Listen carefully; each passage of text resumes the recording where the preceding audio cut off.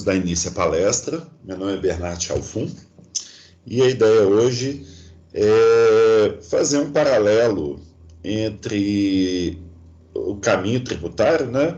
Ser autônomo, ser um profissional liberal ou abrir uma pessoa jurídica. É uma dúvida muito comum, é uma dúvida que, não vou falar todos, né? Quase todos os fisioterapeutas têm. E existe uma cultura equivocada no país, nós vamos ver na sequência, de que autônomo é sempre mais barato. Então, isso é um mito, por isso que tem que entender, analisar para tomar a melhor decisão. Então, o foco da palestra é exatamente esse. Vamos lá, então.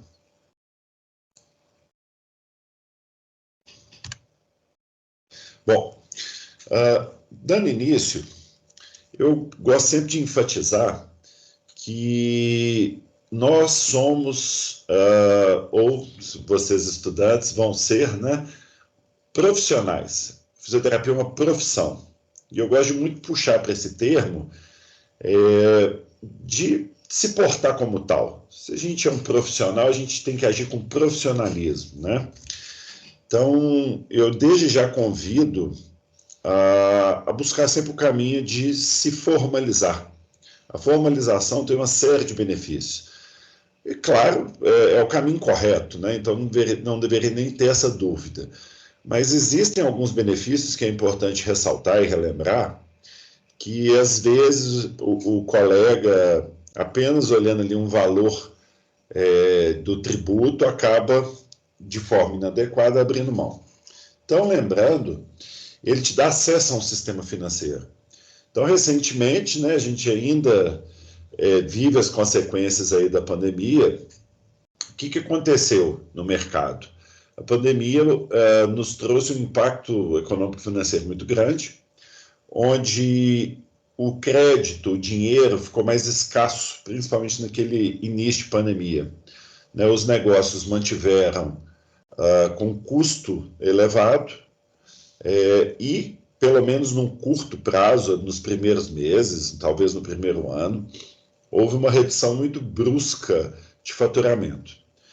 Nesse sentido, ocorreu um desequilíbrio financeiro, né? E aí, o governo lançou programas, né? Tinha até um nome na época de Pronamp, para dar acessibilidade financeira para algumas empresas. Por que eu estou dizendo isso? Porque, naturalmente, aquelas empresas que emitiram nota fiscal que tinham um histórico bancário foram privilegiadas nesse ponto. Naturalmente, os fisioterapeutas que andavam pelo caminho correto, emitindo nota fiscal, eles tinham um relacionamento, tiveram mais acesso ao crédito. Tá bom? Então, quando a gente emite nota fiscal, no caso de empresa, ou quando a gente declara corretamente os recibos, no caso de um profissional liberal, a gente está construindo um relacionamento financeiro que nos dá acesso a determinadas vantagens, determinados produtos financeiros. Tá bom? Segundo ponto, quando a gente faz da forma correta, nós estamos contribuindo para a Seguridade Social. Então, o fisioterapeuta fica protegido em termos de alguns acometimentos e doenças, porque a gente fica segurado. Tem o auxílio maternidade, né? Nós temos uma profissão predominantemente de mulheres. Então, o fisioterapeuta, seja autônomo, seja através da empresa, quando contribui da forma certa, ela tem essa proteção, tanto no caso de doenças, quanto no caso também da gravidez, né? Do auxílio maternidade. Então, eu convido, desde já, a ressignificar esse paradigma de que imposto é algo ruim. Eu vejo imposto de outra forma. Claro que eu sempre vou buscar pagar a menor alíquota de imposto que a lei me permite. Só que pagar imposto é um ótimo sinal. Pagar imposto significa que seu faturamento está muito bom, que seu negócio está indo muito bem. Então eu convido para enxergar o imposto de outra forma. Muito bem. Falando em primeiro lugar de autônomo, né, que o termo certo é profissional liberal, eu preciso registrar aqui para vocês que o profissional liberal tem obrigações. Então, você tem que estar registrado enquanto autônomo na prefeitura onde você atua. Então, às vezes, um colega, de uma forma equivocada, ele acha que o autônomo é sinônimo de 100% informal e não precisa de registrar absolutamente em lugar nenhum. E não é verdade. O autônomo tem que estar tanto, né, certo com relação ao conselho, mas pensando na atividade profissional, ele tem que estar inscrito na prefeitura. Então, eu falo de Belo Horizonte. Então, no meu caso aqui, se eu fosse autônomo, eu teria que ter um registro de autônomo na prefeitura de Belo Horizonte, tá? Mesmo se for atender a domicílio. Então, mesmo quem não tem um espaço físico, ele precisa de realizar esse registro como autônomo. Já quem tem um espaço físico e também é autônomo, precisa de ter essa permissão pela prefeitura de atuar naquele consultório, além do registro no conselho, claro, né? Então, você precisa de um alvará para esse consultório de autônomo. E vai ter que recolher impostos e contribuições normalmente, tá bom? Cada prefeitura vai te cobrar de uma forma o valor da contribuição do autônomo, que é conhecido como ISS, que é o Imposto sobre Serviço. Por exemplo, em Belo Horizonte, a prefeitura cobra a cada 3 meses. Então, ela manda no endereço registrado, a cada 3 meses, uma cobrança do ISS. E é necessário algumas declarações. Então, o autônomo precisa fazer alguns registros para com as informações contábeis, assim como um contador faz para a empresa. Então, minha sugestão, eu vou falar um pouco mais disso, é que vocês, quando começarem a exercer a profissão e se começarem como autônomo ou como empresa também, claro, consulte um contador para aprender a forma correta de fazer. O autônomo, ele não tem obrigatoriedade de manter um contador com ele no mês a mês. A empresa tem. Quem tem uma pessoa jurídica tem que ter um contador responsável. Então, muitos acabam por escolher como autônomo para não ter que pagar um contador, né? Nós vamos ainda fazer algumas contas aqui para ver até onde isso faz sentido ou não. Então, você tem que aprender a fazer essas declarações no mês a mês, que o autônomo precisa de fazer ali o livro caixa, e o imposto de renda anual também. Muito bem. Como eu acabei de dizer, a exigência mensal para o autônomo é fazer esse carnê-leão ou livro caixa. Então, isso tem que ser feito todo mês. Isso é muito importante, isso é lei. Então, todos os meses, resumindo, você vai ter essa rotina de lançar todos os recibos que você emitiu aos pacientes. Então, tudo que você recebeu dos pacientes, você vai lançar ali o nome, o CPF, os valores, né, como faturamento do autônomo, e lançar as despesas que podem ser deduzidas. Tem despesas que você pode lançar, outras não pode. Por isso que eu acho muito importante um contador te auxiliar no início, como autônomo. E aí, esse programinha, que é o programa aí que realiza o livro caixa para a Receita Federal, ele vai ver quanto que você recebeu, quanto que você gastou, lembra, nos gastos que são permitidos, e esse resultado pode gerar imposto de renda a ser pago, além de gerar também a contribuição previdenciária. Muito bem. Aqui exemplos de despesas que podem ser lançadas. Se você tiver um consultório, você pode lançar o aluguel do consultório, energia elétrica, água, telefone, materiais de uso e consumo enquanto fisioterapeuta, IPTU e condomínio do local, o ISS-QN, né, que é o imposto aí que é a prefeitura, lembrando que no caso de Belo Horizonte manda de 3 em 3 meses, contribuições a entidades de classe, o nosso CREFIDO, por exemplo, e se tiver, por exemplo, alguém na sua equipe, o autônomo pode ter uma secretária, pode ter uns serviços gerais na sua equipe. Já fisioterapeuta não pode ser funcionário de outro fisioterapeuta nessa relação de autônomo, tá bom? Mas você pode, por exemplo, ter uma secretária e o salário pago para sua secretária entra nessa condição aí das despesas que podem ser lançadas. Já essa DIR-PF é a declaração do imposto de renda da pessoa física. Então, uma vez por ano, vocês vão realizar essa declaração. Ela usa o resultado do livro caixa para alimentar o programa do imposto de renda, tá bom? Então, são essas duas obrigações que o profissional liberal tem, no mês a mês e uma vez ao ano, correto? Muito bem. Então, eu vou entrar agora numa parte importante, que é a questão para a gente entender se vale a pena ou não ser autônomo. Como eu disse, é um mito,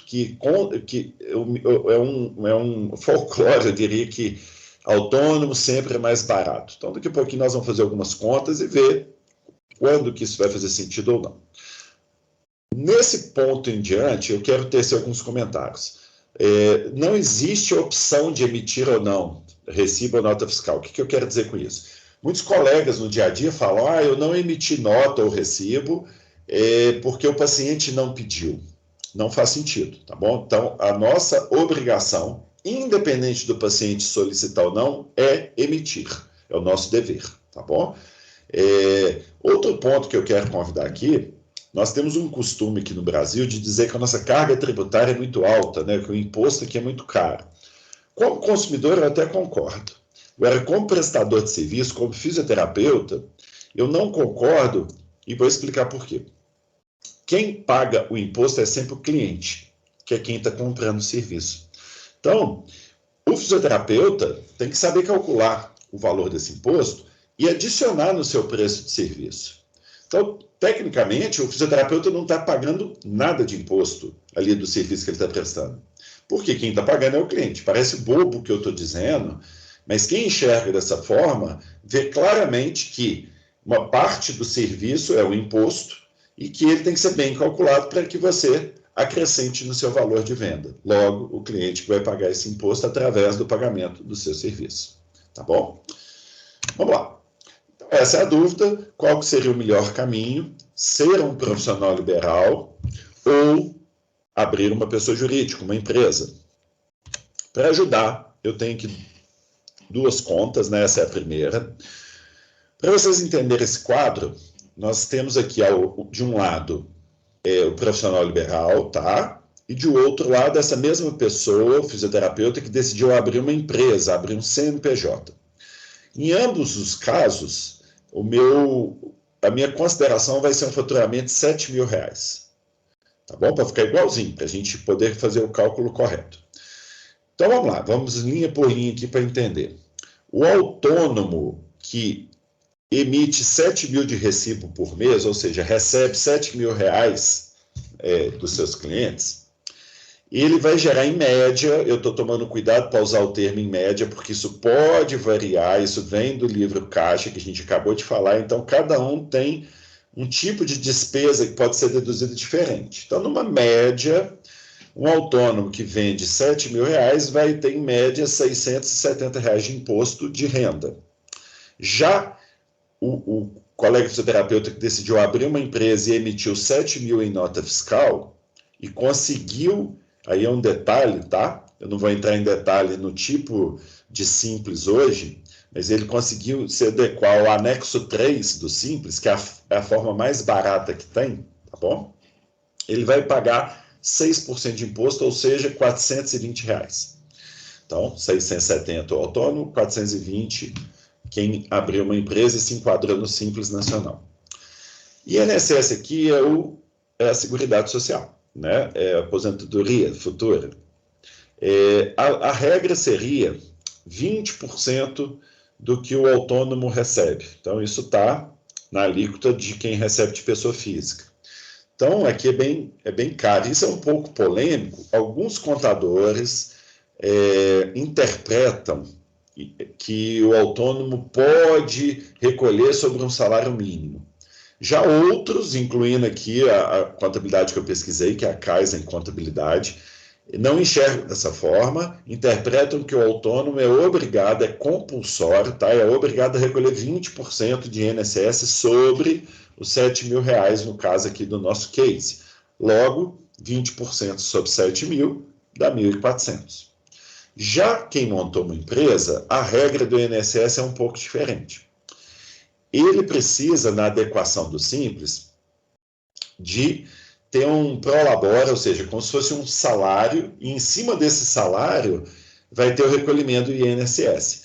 Então, só para vocês entenderem a conta aqui, o salário que ele precisa ter para um faturamento de 7 mil tem que ser no mínimo 28%, que daria R$2.100 aproximadamente. Tá?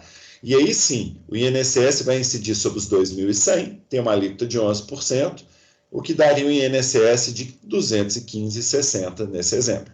Então, nós notamos aqui que dá uma grande diferença se você optar pelo autônomo, por ser autônomo, ou recolher o INSS via Prolabore dentro da sua empresa. ISS-QN é da prefeitura, então aqui eu trago, como eu já citei, o exemplo de Belo Horizonte. Então, se você for de outra cidade, consulte o valor da sua cidade, tá bom? Isso pode mudar. Aqui, em média no mês, lembrando, ele vem de 3 em 3 meses, então eu dividi por 3 o valor. Em média, o ISS de Belo Horizonte sai a R$ 85 por mês. Já quem montou a empresa, ele está incluso no Simples. Aliás, é por isso que chama Simples Nacional, porque ele simplifica os tributos, reúne vários tributos em um só. Então, o ISS-QN já foi cobrado dentro desses 420. Essas taxas aqui que eu estou citando, seria no caso se eu tivesse um consultório, um espaço físico. Então, a prefeitura vai ter uma taxa de alvará anual, que quando eu divido por 12, eu chego num valor aproximado de R$ 25 por mês, mas a taxa é a mesma, seja consultório como autônomo ou aquele mesmo espaço físico, sendo de uma pessoa jurídica que a terminologia seria clínica, né? Aos olhos do CREFIT. Então, o valor não muda para a prefeitura, a taxa é a mesma porque ela é embasada em metros quadrados, e não se a pessoa é pessoa física ou jurídica. Já o CREFIT muda. O autônomo que tem um consultório, ele não paga pelo consultório o CREFIT do local. Porém, se ele tiver uma clínica, esse espaço físico for de uma pessoa jurídica, aí sim, ele paga o CREFIT da clínica, tá? Por que R$ 40? Como o CREFIT é em torno de 480 por ano, 480 dividido por 12, R$ 40. Account aqui é contabilidade. Então, claro, isso vai variar de cidade para cidade. Como eu já frisei aqui hoje na palestra, o autônomo não tem obrigação nenhuma de pagar um contador. Então, aqui está zerado.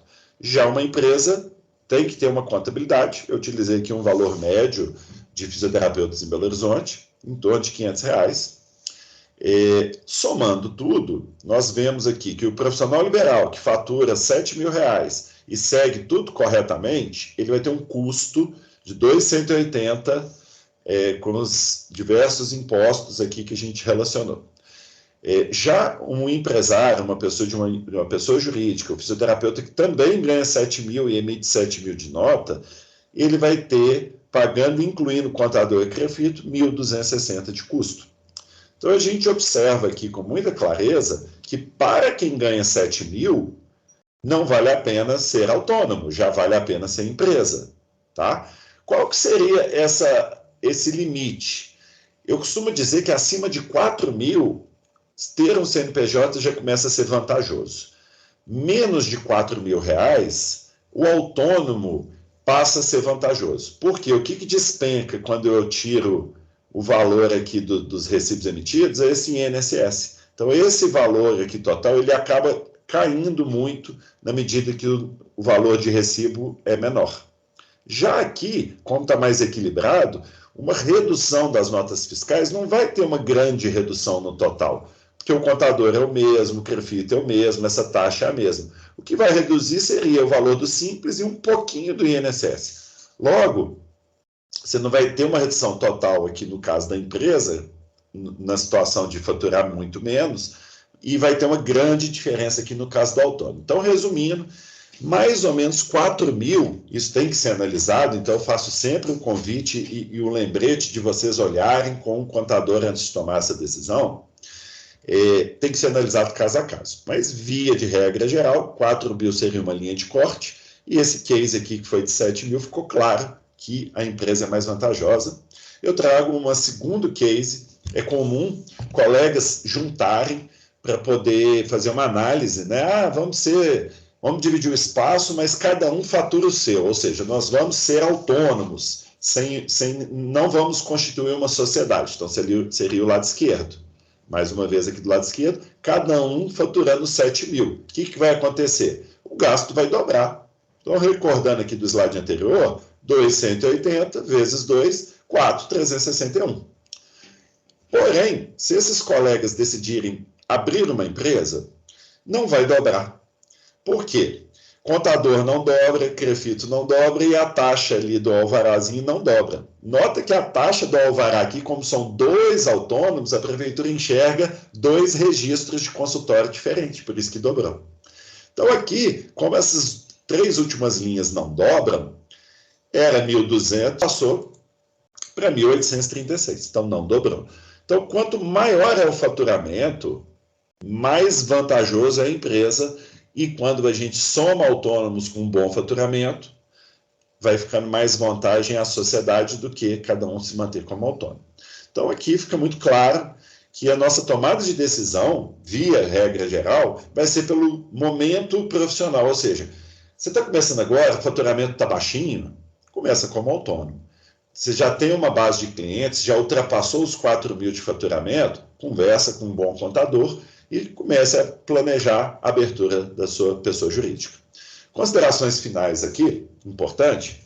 Então, os caminhos são 2, basicamente. Como a gente viu, ou é abrir uma empresa, ou é ser um profissional liberal. Tá? Lembrando que o profissional liberal, todo mês tem que fazer o livro caixa, vai, infelizmente, perder aí 20% do INSS, que é compulsório, e precisa de ter uma inscrição no município de atuação. Então, esses 3 lembretes aí que geralmente o pessoal esquece ou tem algum equívoco.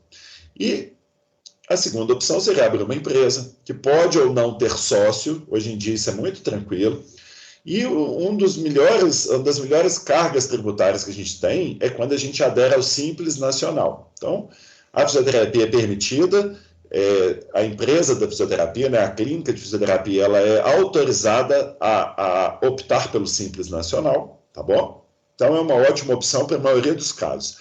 Mais uma vez, eu termino dizendo que, quando for a época da tomada de decisão, converse com um contador experiente, um contador da sua confiança, para que você esclareça as dúvidas, faça os devidos cálculos e tomem as decisões corretas. O intuito da aula de hoje era fazer essa distinção entre que caminho que eu vou tomar, vou ser autônomo ou vou abrir uma empresa. Então, eu espero ter esclarecido. Sucesso para todo mundo que estiver assistindo. Parabéns pelo projeto. Um grande abraço. E eu fico à disposição. Vou deixar aqui uma mensagenzinha final. Busquem sempre o caminho correto e formal. Não tenha medo de pagar impostos, tá bom? Fica aqui o meu contato. Meu contato é FiscoConsult aí no Instagram. Está aqui o meu e-mail também. Me coloco à disposição para qualquer dúvida. E, mais uma vez, sucesso aí no projeto de vocês. Um abraço.